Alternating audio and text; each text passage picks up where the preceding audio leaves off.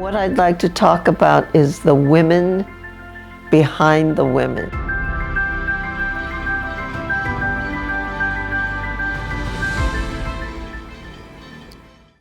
My grandmother's name was Louise Jang. She gave birth to 10 children in 11 years. That means she was pregnant for 10 years straight.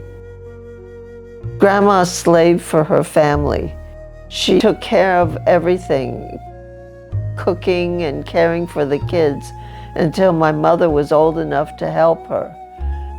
The journey my grandmother had was harsh and laden. She wasn't the only woman who experienced life like this in the Delta.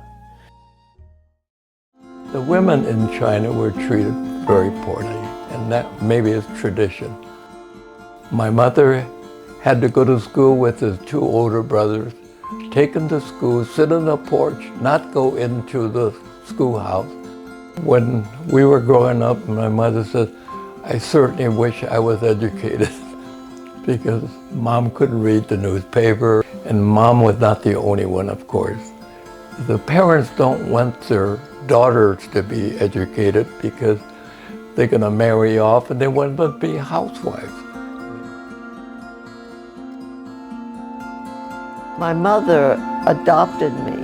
I always wondered why she never got pregnant. Was it by nature or was it by choice? My mother came as a paper daughter, Chinese character heart, right in the very middle of the word love. That to me is like it embodied who she was and what she was.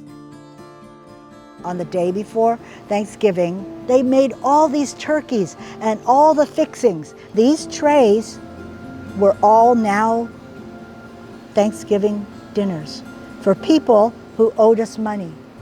And Thanksgiving Day, my mother would stay in the store, and then my father and I would load up the station wagon, sometimes twice, to deliver these packages. I remember, and I still to this day, December 7th, when Pearl Harbor was invaded. The United States of America was suddenly and deliberately attacked by naval and air forces of the Empire of Japan. This seems so far away, and who would know later on that most of the fellows in Locke were drafted or volunteered. I don't want to be shipped out of California. That didn't happen. I was sent to Moody Field, Georgia. I get to drive a motor scooter to deliver messages. I was lucky.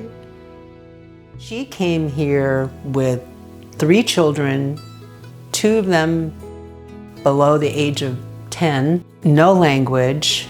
So she left everything to be here and to be away from the family trauma.